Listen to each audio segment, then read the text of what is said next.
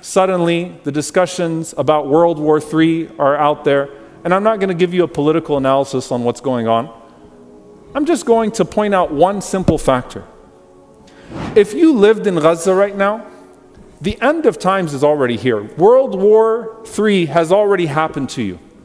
If you live in Khartoum right now, in Sudan, World War III is already happening to you. If you live in Congo, World War III is already happening to you. If you live in Idlib, World War III is already happening to you.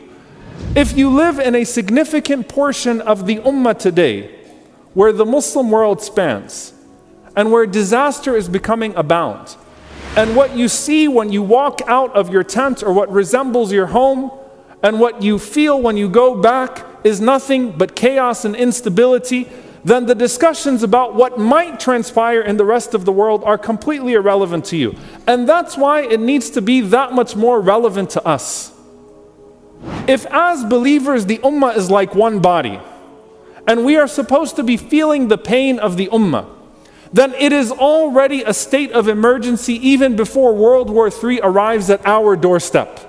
Before we start to feel the possibility of us being expelled from our homes or of something difficult coming upon us like what's coming upon our brothers and sisters. Allah subhanahu wa ta'ala is actually putting our sincerity to test. If you don't already feel it, then that's actually a bigger problem than whether or not it materializes to the worst of your expectations. And so when they start talking about the wider region, and they start talking about the rest of the world, and you start to see Gaza, though the genocide has not slowed down at all, start to disappear from the headlines, know that this is part of the game that's being played all around. That for them, it looks just as bad today as it did yesterday. And you have to ask yourself why it didn't feel as bad for you today as it did yesterday, until there's a sense of fear of imminence of destruction and disaster that comes into our own lives. It's a way that Allah subhanahu wa ta'ala puts our sincerity to test. And one of the reasons why fitan, why tribulations spread, is because they go unchecked. And that is true for the fitan of corruption and for the fitan of spiritual decadence and people that go astray from Allah subhanahu wa ta'ala and introduce all sorts of other forms of munkar. When they go unchecked, they spread.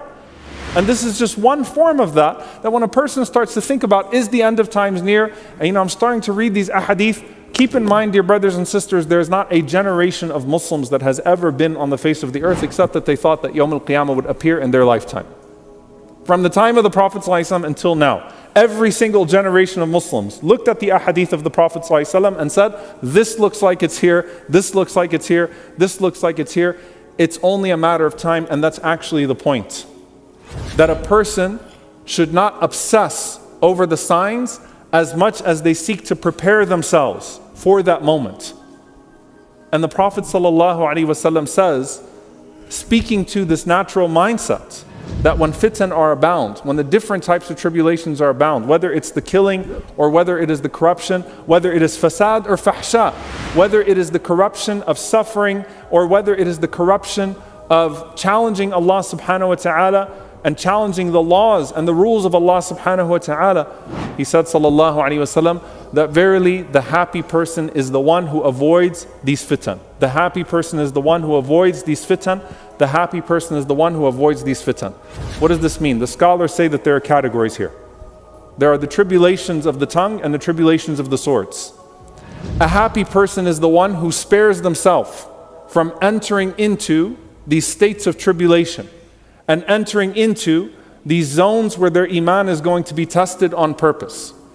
A happy person is the one who spares themselves from the drama, who spares themselves from the headaches, who spares themselves from the heartaches, who spares themselves from a dangerous situation, either to their dunyawi self, to their worldly self, or to their dini self, or to their religious self. A happy person is the one who spares themselves as much as possible, and who Allah subhanahu wa ta'ala spares. Indeed, there is happiness that is in that, and the curse of Allah is upon the one who causes fitna, even if they think that they're doing good. The curse of Allah is on the one who brings fitna upon people, even if they think that they're doing good. And goodness is for the person who avoids fitna as much as they possibly can. This is a rule from the Prophet ﷺ. But listen to what he says at the end of this, alayhi salatu wasalam. Prophet ﷺ said, after saying the happy person is the one who avoids al-fitan, as for the one who is tested and is patient, then what an excellent person that is. Meaning what? You know, subhanAllah, you think about these people in the world that have these fitan that are brought upon them. And we look at it and we say, what did they do to deserve this? What did they do to bring this on to themselves? And the answer is that that entire question is wrong. The Prophet ﷺ flips it. And he says that goodness for the one who avoids it, but for the one who has it visited upon them and who is patient, what an excellent person that is. No one asks to be put in these difficult situations. We all seek places of safety. We all seek places of spiritual safety, hopefully. How many of you moved here so that you could come to a place where you'd have an Islamic environment? How many people look around the world today and say, how do I get to this place and how do I get to that place? How do I protect myself from this? How do I protect myself from that? The different type of fitan, the physical ones and the spiritual ones that get visited upon us. And we feel this looming sense of the Day of Judgment coming near. But the Prophet ﷺ is saying, despite all of that, for the one who ends up having it visited upon them and that is patient, what an amazing and excellent person that is, and what a fine reward Allah subhanahu wa ta'ala has prepared for that person.